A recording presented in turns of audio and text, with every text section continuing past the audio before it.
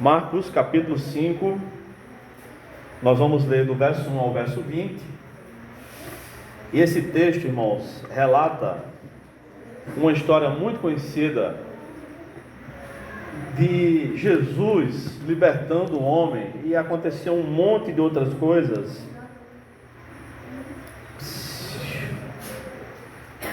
Vem para cá, filho, chega, para ouvir.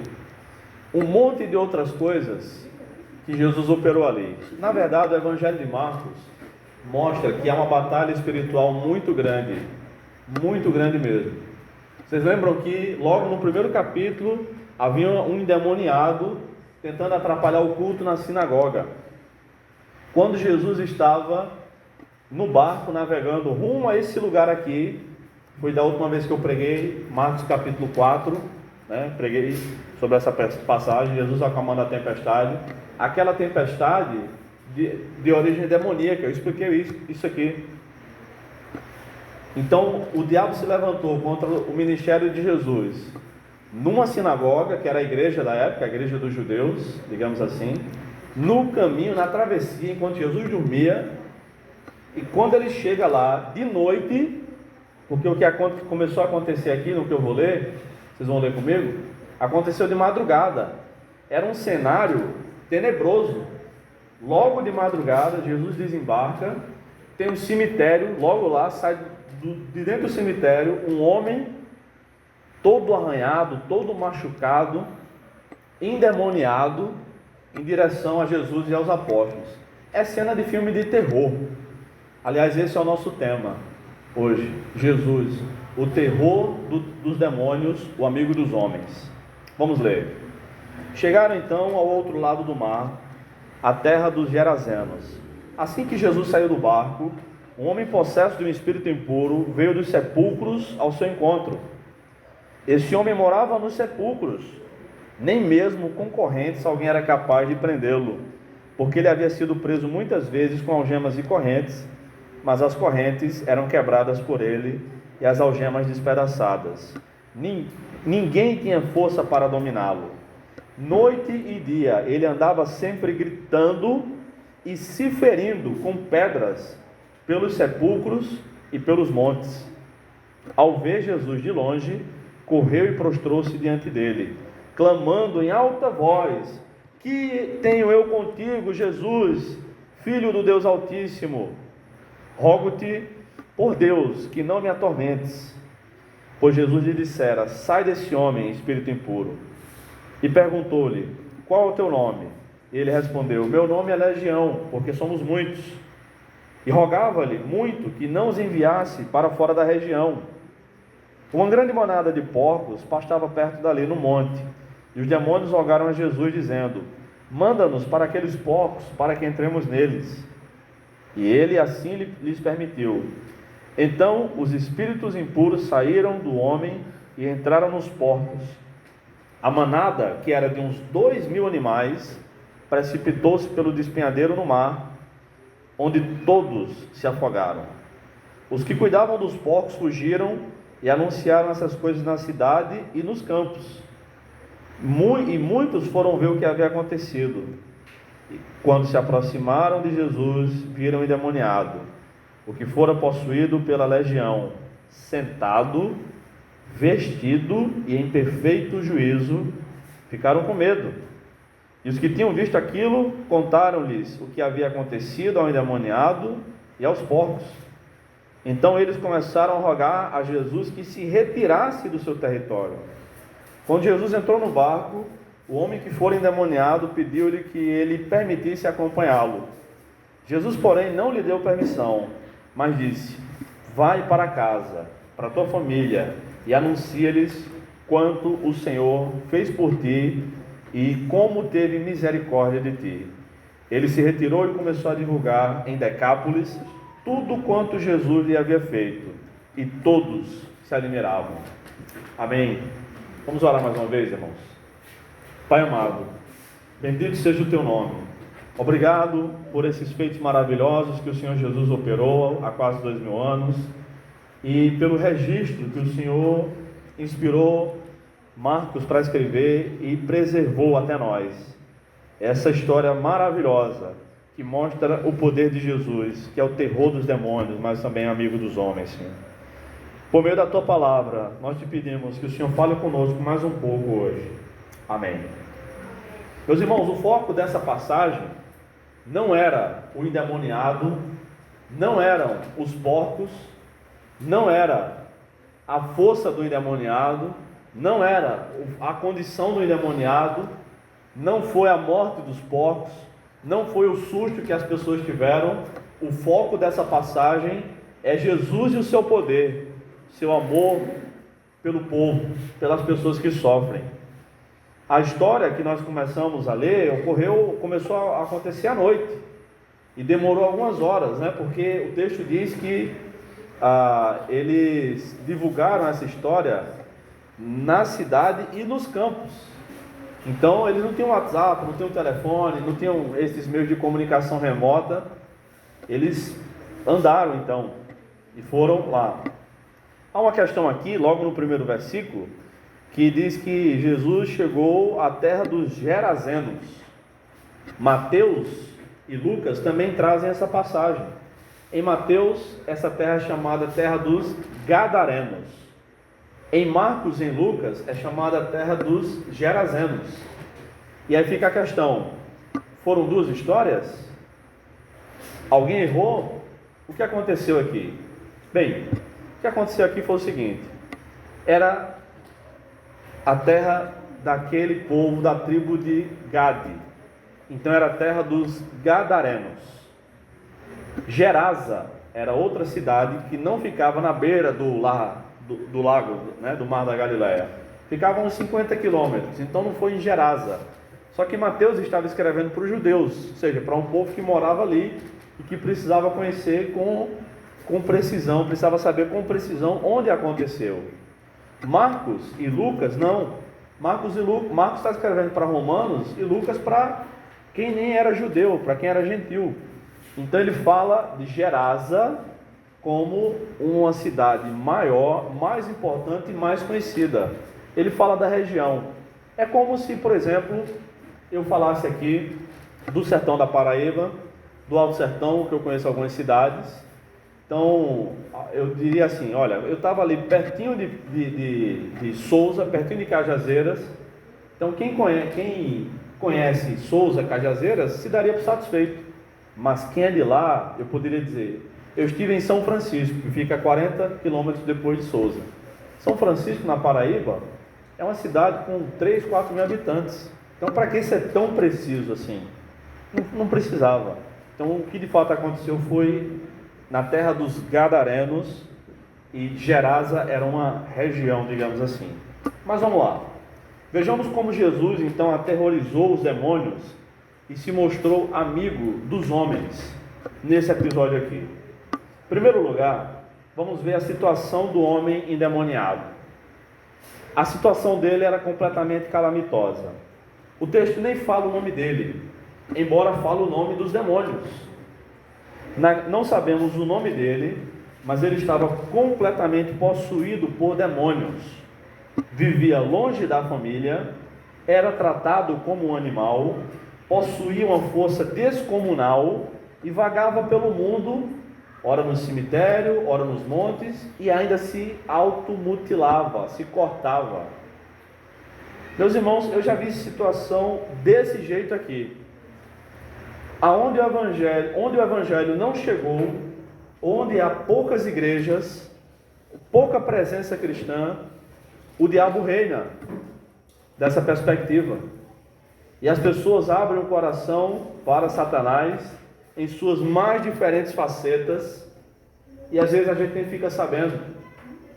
Eu lembro de uma vez que a gente estava fazendo um exorcismo, estava expulsando demônio num culto que a gente estava fazendo na casa de uma mulher, na verdade era no meio da rua, né? Ela tinha cedido que a gente ligasse o som, a caixa de som e o microfone lá na casa dela. No final do culto ela ficou endemoniada. Era uma mulher magrinha, bem franzina, pequenininha, mais ou menos, um pouquinho maior que esse púlpito só. Foram 5 homens para segurar aquela mulher. 5 homens jovens. Eu já tinha visto coisa parecida, vi coisas desse tipo depois, e pessoas endemoniadas costumam ter uma força realmente descomunal. A situação dele era completamente calamitosa. Muita gente, que às vezes a gente pensa que ficou louca, na verdade está endemoniada. O pastor José Sobrinho, pastor do Betel Brasileiro, durante muitos anos, lá no bairro de Jaguaribe, em João Pessoa, acho que é Antônio Sobrinho, me perdoem, tá? É conhecido como pastor Sobrinho. Eu acho que ele já está aposentado, já está jubilado, mas durante muitos anos o pastor Sobrinho atendeu no seu gabinete, sempre às terças-feiras, passava o dia todo só tomando água, em jejum e oração e aconselhando. Muitas e muitas pessoas que não tinham mais perspectiva nenhuma de cura, de todo tipo de doença, e eram levadas lá para o gabinete dele, e eram curadas. Pessoas que eram declaradas como loucas por psiquiatras, entravam lá no gabinete dele, loucas, sem conhecer ninguém, sem saber nem onde estavam, e saíam sãs, porque não estavam loucas, estavam possessas por espíritos malignos. Possessão existe, possessão é real, possessão não é brincadeira. Embora a gente sabe que tem igreja que brinca com isso, que fica entrevistando demônio, que fica perguntando quem foi que mandou, quem foi que fez macumba, quem foi que fez isso. A única vez que Jesus perguntou o nome do demônio foi aqui, e por um propósito específico.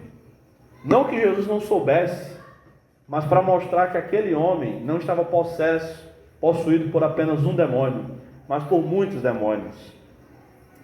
A situação daquele homem era semelhante à situação de muitos adolescentes e jovens hoje, que em pleno verão pessoense vão para a escola e se isolam de todo mundo, não querem mais conversa com ninguém, e vão com casaco, com mangas compridas, mas não é porque estão com frio, ou porque acham que estão na moda, é porque começam a se rasgar, começam a arranhar os próprios braços. Eu estava dando uma pesquisada sobre isso, e nem a psiquiatria tem resposta para isso ainda. Diz que é uma dor que a pessoa sente, e como é que a pessoa quer se curar da dor que sente? Provocando mais dor? Porque eu não estou falando de tentativa de suicídio não, que é outro problema. Estou falando de automutilação. Pessoas que se rasgam o corpo, pegam com faca, com garfo, enfim. Sobretudo, muitos desses garotos que andam por aí sem rumo, a falta deles é a falta de Deus. É a ausência de Deus na vida dessas pessoas. Eu tive um aluno que é professor de matemática, escolas públicas, e a gente estava conversando numa disciplina, era sobre aconselhamento cristão.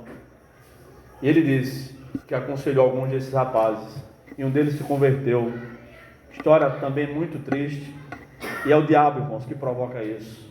Fique atento com seus filhos, fique atento com o que eles olham na internet. Na internet tem muita coisa boa, tem muita fonte de informação, mas também tem muita gente endemoniada. Vocês lembram daquele chamado desafio da baleia azul? Verdade, aquilo era verdade. Tem outros desafios que pessoas possuídas por espíritos malignos fazem para a garotada, para os adolescentes. Cuidado, irmãos. Cuidado, não dê liberdade total não para suas crianças ficarem com o celular, assistirem o que quiserem na televisão. Assista com eles. Assista com eles, veja o que é que eles estão vendo. Veja o que está sendo ensinado ali. Às vezes é por um filme, por um desenho animado, e às vezes é descaradamente. Tenhamos cuidado. O diabo não brinca em serviço. E quando ele entra na vida de uma pessoa, não é para fazer o bem não, é só para destruir mesmo. A situação de uma pessoa endemoniada não é boa, não é bonita, não faz bem. Infelizmente, muitos jovens e adultos hoje em dia estão por esse caminho. Jesus é aquele que não precisa de algemas para amarrar Satanás. Ele sequer precisou tocar naquele homem. Apenas a sua palavra foi suficiente para deter aquele homem que nem as algemas conseguiam segurá-lo. Espírito imundo, sai desse homem. Esse homem não atacou Jesus, não bateu em nenhum dos apóstolos. Ninguém precisou dizer está amarrado nem nada. A palavra de Jesus é suficiente. Aliás, em 1 João 3,8, diz que para isso o Filho de Deus se manifestou, para desfazer as obras do diabo. Um grupo de seminaristas da Juvep esteve no projeto missionário, agora em julho, em São João do Belmonte, 473 quilômetros de Recife, finalzinho de Pernambuco. E um pastor que liderava lá, que é um colega meu, viaja pelo sertão há quase 40 anos pregando o Evangelho. E ele nunca tinha ouvido falar nesse lugar, a Pedra do Reino, aquela da história de Ariano Suassuna, que virou minissérie há alguns anos, passou na TV. Um dos alunos, enquanto a gente almoçava, me mostrou fotos, vídeos, me explicou a história. Eles cultuavam a Satanás lá. E até que um dos espíritos, uma vez, que apareceu para o líder da região, líder espiritual, que é uma mistura de satanismo com macumba, com tudo quanto não presta, exigiu sangue. Eles mataram mais de 50 pessoas e derramaram o sangue dessas pessoas lá nas pedras, chamada Pedra do Reino. Eu liguei para o pastor essa semana para perguntar qual a influência de Ariano Suassuna nisso. Ele falou: total. A mulher de Ariano Suassuna tinha visões de demônios, aquelas coisas bizarras que ele desenhava, e ele sabia desenhar.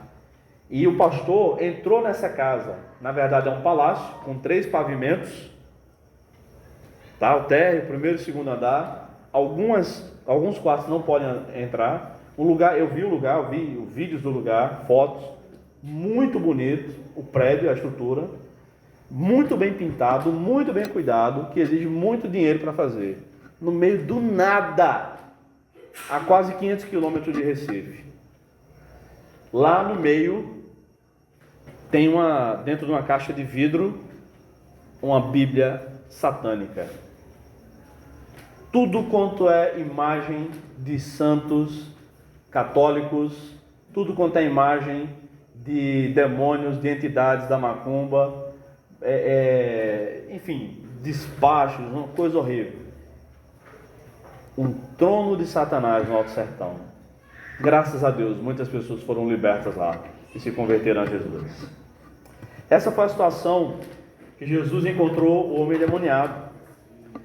Mas em segundo lugar, qual foi a reação do homem possesso ao ver Jesus? Nos versos 6 ao 10 nós lemos: primeiro ele correu e prostrou-se diante de Jesus, porque até os demônios se curvam diante da autoridade de Jesus. Jesus foi tentado pelo diabo no deserto, no começo do seu ministério, quando ele estava em jejum e oração. Mas durante o exercício do seu ministério, os endemoniados se prostravam diante dele. Depois ele clamou em alta voz.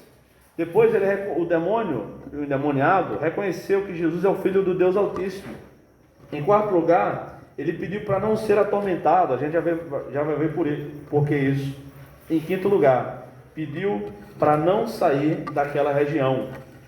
É interessante que eu estava conversando sobre esse texto e sobre esse sermão de hoje com um amigo, e ele disse que conversou com uma pessoa que havia sido liberta de demônios, e eu já ouvi relatos desse tipo também, que ora elas sabem o que está acontecendo, ora elas veem um bicho, um monstro, ora elas não têm mais lembrança daquilo. Parece que foi esse o caso. O homem chegou até Jesus, se prostrou e os demônios falaram pela boca dele. Jesus perguntou o nome do demônio. Neste episódio único, isso nunca aconteceu depois. Jesus não ensinou os apóstolos a fazer esse tipo de entrevista, digamos assim. Os apóstolos não fizeram isso. Então essa palhaçada que a Igreja Universal faz e outras igrejas que imitam a Universal é palhaçada mesmo. O homem disse que era uma legião de soldados romanos. Compreendia, dependendo do tipo de legião, entre 5.400 a 6.000 soldados. Então era essa a quantidade de demônios que habitavam aquele homem. Mais quase 6.000 demônios, né? Quase 6.000 demônios. Muitas vezes as pessoas não podem clamar por sua própria libertação. Esse homem não pôde fazer isso, mas outros podem fazer isso. Nós podemos orar pela nossa família. Nós podemos e devemos orar por pessoas que estão em condições assim. É nosso dever, é dever da igreja, orar pelas pessoas que estão sendo oprimidas pelo diabo. E quem está sendo opresso não consegue sair sozinho. Satanás não pode expulsar Satanás. Exorcismos acontecem em terreiros de umbanda, em centros de espiritismo, mas aquilo é tudo fajuto. Demônio, quando sai, Jesus disse em outra passagem, em outro episódio, e vaga por lugares desertos, voltando e encontrando um lugar vazio, ou seja, sem a pessoa ser habitada pelo Espírito Santo, traz outros 7 junto com ele. Isso nos faz pensar que esse homem vinha sendo habitado por demônios há muito tempo. Terceiro lugar, por que Jesus permitiu que os demônios fossem para os porcos? Parece até, à primeira vista, que Jesus fez um acordo com os demônios ali, mas não é nada disso. Deus não faz acordo com demônios. Deus é o Deus soberano. Mas tem algumas razões aqui. Em primeiro lugar, essa região era habitada por judeus rebeldes. Eles não praticavam a religião judaica. Eles criavam porcos, que eram animais proibidos para os judeus. Inclusive em Levítico, capítulo 11, tem uma lista de animais proibidos que os judeus não podiam comer, nem criar, porque o porco é um animal imundo. Não quer dizer que hoje a gente não pode comer porco. Hoje a gente pode comer porco, carne com sangue, hoje não tem problema. Mas naquela época era pecado. E metade da tribo de Gade, quando Canaã estava sendo conquistada, decidiu não habitar em Israel, lá, junto dos seus. Ficaram ali, se afastaram de Deus, criaram porcos, e quanto mais longe de Deus um povo está, maior será a habitação das trevas naquele lugar. Então por isso havia porcos, porque era a representação da desobediência daquele povo a Deus. Outra coisa, era melhor que os demônios fossem para os porcos do que para as outras pessoas. Possivelmente aquele lugar não tivesse mais do que 6.000 habitantes. Então os demônios tinham que ir para algum lugar. E Jesus fez isso. Libertou não somente aquele homem, mas de certa forma livrou todos os habitantes daquela cidade dos demônios. Mas qual a consequência disso? Um prejuízo terrível. Um prejuízo financeiro gigantesco. Irmãos, eu estava pesquisando essa semana e eu nunca criei porcos, mas eu descobri que o porco é vendido por peso, de maneira geral. E o peso médio de um porco é entre 90 e 100 quilos. Um porco entre 90 e 100 quilos custa em torno de R$700. Quantos porcos o texto diz que haviam ali? Havia, no verso 13 diz, uns 2.000 animais. Eu vou arredondar para 2.000. Cada porco custando a R$700, 2.000 porcos daria em torno de R$1.400.000. Foi R$1.400.000 de prejuízo para aquele povo. O equivalente, né? Claro, o real não existia naquela época, nem era no Brasil. Mas imaginemos hoje. Era um prejuízo tremendo. O povo ficou com muita raiva de Jesus. Por que Jesus fez isso? Por amor. Todos nós precisamos de dinheiro, de uma forma ou de outra. Tudo aqui é pago com dinheiro. A energia, a água, a internet, o som, as cadeiras, as roupas que nós vestimos, o combustível para chegar até aqui, as bíblias, os celulares, tudo. Mas a gente só vai precisar de dinheiro nessa vida.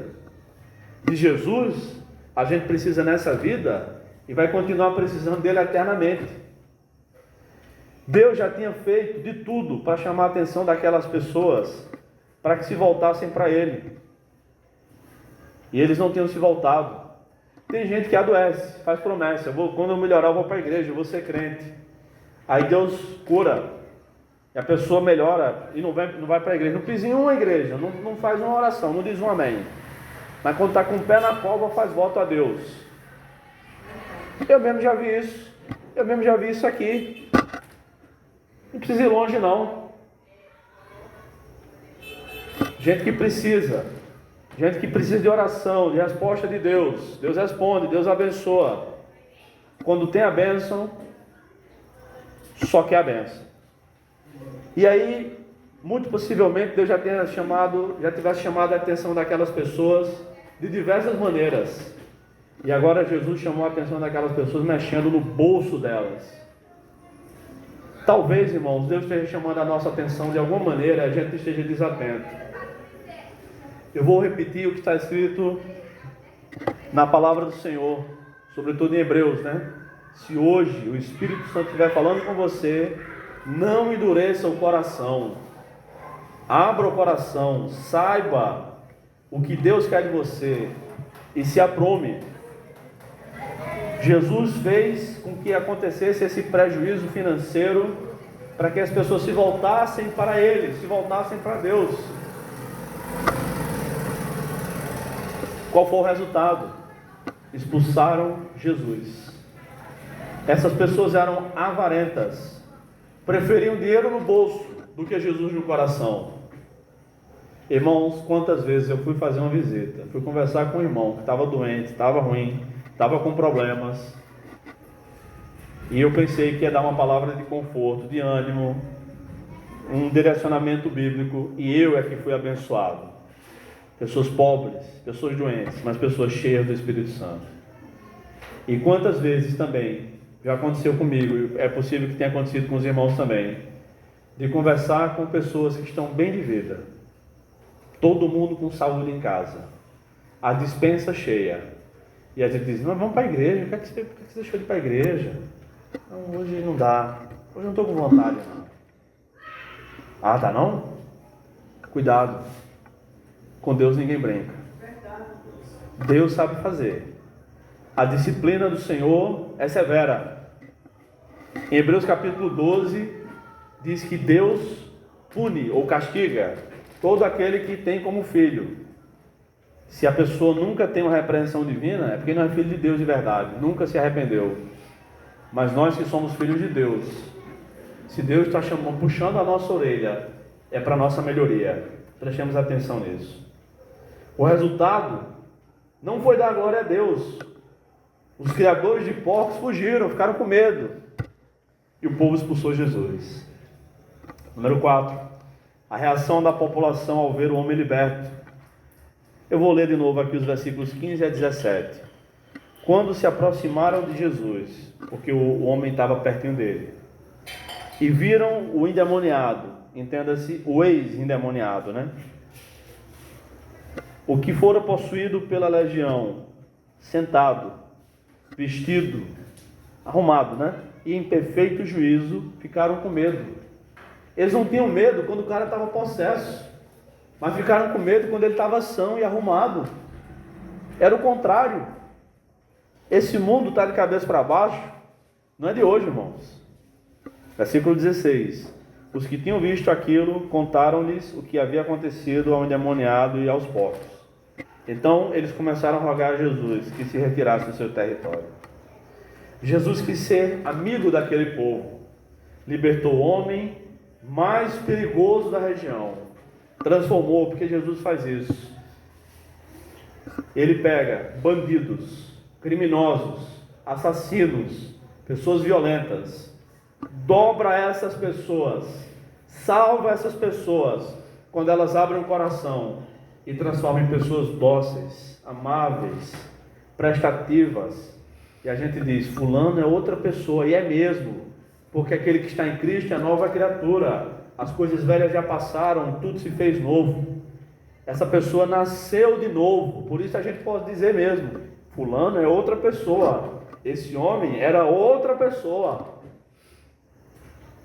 A reação da população foi muito estranha.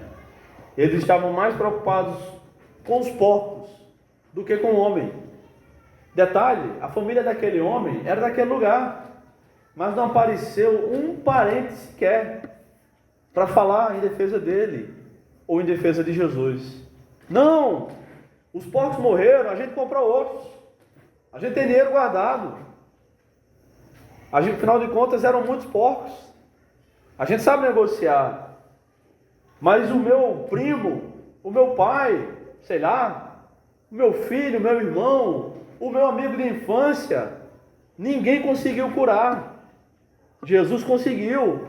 Esse homem que desembarcou aqui de madrugada. Não vamos expulsar ele não. Vamos ver o que é que ele tem para dizer. Ele é muito poderoso. Os porcos foram para o mar. Mas o meu parente está bem. Muitas vezes é isso que acontece com a gente. Não é isso? Eu conheço muitos crentes que bebiam, fumavam, usavam drogas. E eram muito bem quistos pela família. Se converteram. E a família passou a odiar. Agora você é uma pessoa chata. E nem é. Pelo contrário, é uma pessoa agradável, sóbria. O dinheiro que gastava na bebida, na cerveja, na droga, no cigarro, na prostituição, agora fica em casa. Ajuda a família, ajuda parentes, compra coisas novas, compra comida. E o povo incrédulo ainda acha ruim. Estão falando mal da igreja. Estão falando mal dos evangélicos. Estão associando muito a igreja com política. Se qualquer político vier nos visitar aqui, será bem-vindo. Se for crente, saudaremos com a paz do Senhor. Se não for, ouvirá o evangelho para que se arrependa. Esse púlpito não será entregue a ninguém que seja incrédulo. Púlpito é lugar de anunciar a palavra de Deus. Realmente muitas igrejas têm errado, entregando púlpitos para pessoas que não são cristãs e que nem vão falar a palavra de Deus, obviamente, só vão pedir votos. Mas nesse balaio de gatos, estão falando barbaridades da noiva de Cristo. Eu não ficaria feliz se falassem mal da minha noiva ou da minha esposa. Ananias e Safira mentiu para a liderança da igreja e foram fulminados por Deus. Em 1 Coríntios capítulo 11, nós lemos que tinha pessoas irreverentes na ceia, que não faziam distinção entre a mesa do Senhor, que é a ceia, com a mesa dos demônios, que era a mesa dos templos pagãos lá de Corinto. Paulo escreveu dizendo que alguns daqueles irreverentes já tinham morrido e outros estavam doentes. Com a igreja ninguém mexe, com a igreja ninguém brinca. Tiago escreveu no capítulo 5 da sua carta que é possível uma relação entre pecado e doença. Se algum de vós estiver doente, por conta do pecado, confesse. E o Senhor, a oração da fé salvará o doente, e o Senhor o curará. Não é bom falar da igreja, não é bom mexer com a igreja. Não é bom. Muito menos com o Senhor da igreja. Aquele povo teve a sua oportunidade, mas preferiu ficar com os porcos que não tinham mais com o dinheiro do que com Jesus. Essa foi a reação da população. Finalmente eles pediram para Jesus ir embora, né? Mas a última reação, diante daquele que é o terror dos demônios, mas é amigo dos homens, foi a reação do homem que foi liberto. Só ele falou dele mesmo. Nem um amigo, nem um parente, ninguém defendeu ele. Sabe o que é que ele quis fazer? Quis ir embora. Ele não quis ir embora somente porque Jesus o livrou. Ele quis ir embora porque ele ficou sentindo um peixe fora d'água. Ninguém me defende aqui. Aquele homem queria ficar perto de Jesus, como a gente lê nos versículos 18 a 20. E assim, quem conhece Jesus gosta de ficar pertinho dele. Quanto mais próximo a gente fica de Jesus, mais próximo a gente quer ficar perto dele. Quanto mais a gente lê a Bíblia, mais a gente quer ler a Bíblia. Quanto mais a gente ora, mais a gente quer orar. Quanto mais a gente se aproxima e anda com Deus, mais a gente quer andar com Deus. Irmãos, é assim. Jesus continua expulsando demônios por meio da igreja. Esse poder foi dado à igreja. Em meu nome expulsarão demônios, falarão novas línguas, E tudo isso tem acontecido há quase 2000 anos. Jesus continua operando milagres. Eu estava falando para a Kelly de um testemunho que a gente tem ouvido num sermão antigo, uma missionária pregou, que eu ouvi essa semana, eu não lembrava exatamente. Missionária Dione Fernandes, da Igreja Congregacional de Campina Grande, que é a pessoa, eu nunca vi uma mulher pregar que nem aquela, eu nunca vi ninguém pregar que nem ela. Ela prega uma mensagem, 20, 30 anos depois a gente lembra da mensagem dela. E ela já rodou o mundo pregando o Evangelho, mas segue lá, morando em Campina Grande. Hoje já deve estar com mais de 80 anos. Ela pregou no dia do meu batismo, inclusive. Foi quando a conheci, com 14 anos. Eu disse, que mulher para pregar é essa? Meu Deus. Ela nunca casou. Ela dedicou sua vida ao Evangelho. E ela contou que tem não sei quantos irmãos, não sei quantas irmãs, mas uma das irmãs nunca tinha feito nenhuma cirurgia. Ela disse, eu quero ir embora, eu quero morrer inteira, eu não quero, eu morri de medo de fazer cirurgia. Mas um dia foi necessário essa mulher fazer uma cirurgia. E ela estava aperreada, estava agoniada, estava com medo. E pediu oração, oraram por ela, e nada. E foi fazer os exames, e o médico marcou a cirurgia. Na noite que antecedeu a cirurgia, essa mulher estava se acabando de dor. E estava com muitas dores na barriga, e foi para o quarto, e ficou lá, e ficou orando, e chorando. E chorava porque estava orando, e chorava porque estava com dor. E a filha dela ficou orando na sala. E o povo orava no quarto, orava na sala. Eu sei que naquele moído todo, ela adormeceu. Quando ela acordou cedo, foi cuidar para ir para a cirurgia. E ela pensou, meu Jesus, foi aquilo. Eu não sei se eu sonhei, eu não sei se eu tive uma visão, eu não sei. Eu sei que não está mais doendo. Ela começou a apertar na barriga, apertou, não está. E ela saiu do quarto. Quando ela saiu do quarto, a filha dela que estava orando na sala disse, manhã, essa noite, ela não tinha contado para a filha, mas a filha confirmou. Ela disse, essa noite, enquanto eu estava orando aqui na sala, eu vi Jesus saindo do seu quarto, com as mãos cheias de sangue. Ele todo de branco, e as mãos cheias de sangue. Como é que a senhora está?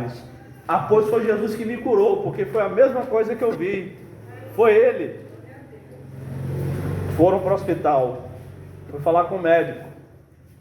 E ela disse, doutor, não vou fazer mais a cirurgia não. Eu disse, que história é essa? A cirurgia está marcada, fizemos todos os exames, a senhora tem que fazer, senão vai prejudicar a sua saúde. Não vou, Jesus me curou essa noite. Ela contou a história. Aí o médico foi refazer os exames. Refizeram todos os exames. Saiu o resultado. O médico disse, a senhora fez cirurgia em outro lugar, não foi? A senhora fez antes de chegar aqui, não foi? Não, doutor, eu tenho o maior medo de fazer cirurgia. Fiz nada. Fez. E tem mais, viu? Esse médico aí eu quero conhecer. Porque essa cirurgia que ele fez, ninguém que eu conheço sabe fazer. E quando ela olhou, tinha uma cicatriz na barriga dela, irmãos. Jesus operou ela enquanto ela orava e ainda deixou uma marca. Jesus continua fazendo milagres. Jesus continua expulsando demônios. Continua libertando pessoas.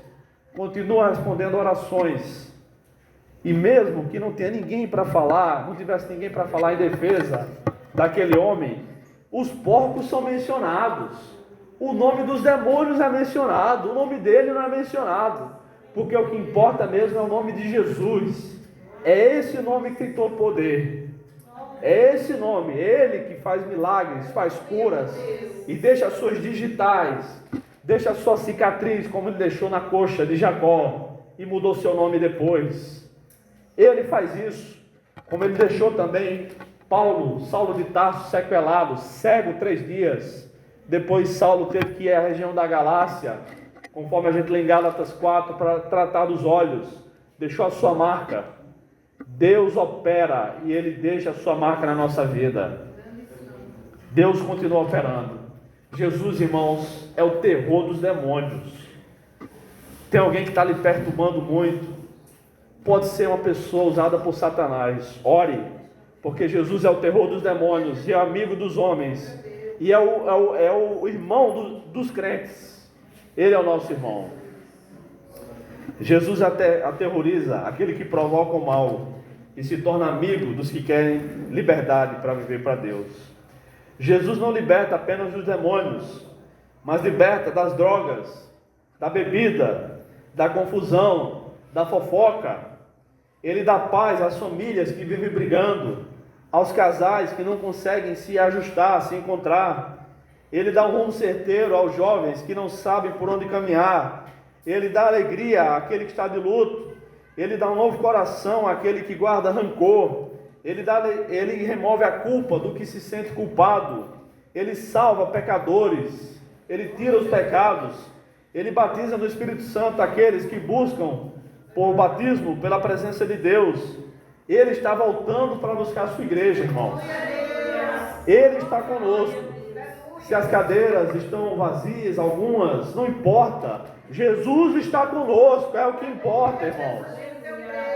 Ele está conosco, e não é somente no domingo, não é somente no culto, é todos os dias. Quando a gente acorda, quando a gente deita, quando a gente está almoçando, está no transporte, está trabalhando, quando a gente está triste, está aflito, está cansado, Ele sempre está conosco. Ele é o nosso amigo. Jesus é o terror dos demônios, é o amigo dos homens e é o noivo da igreja, irmãos.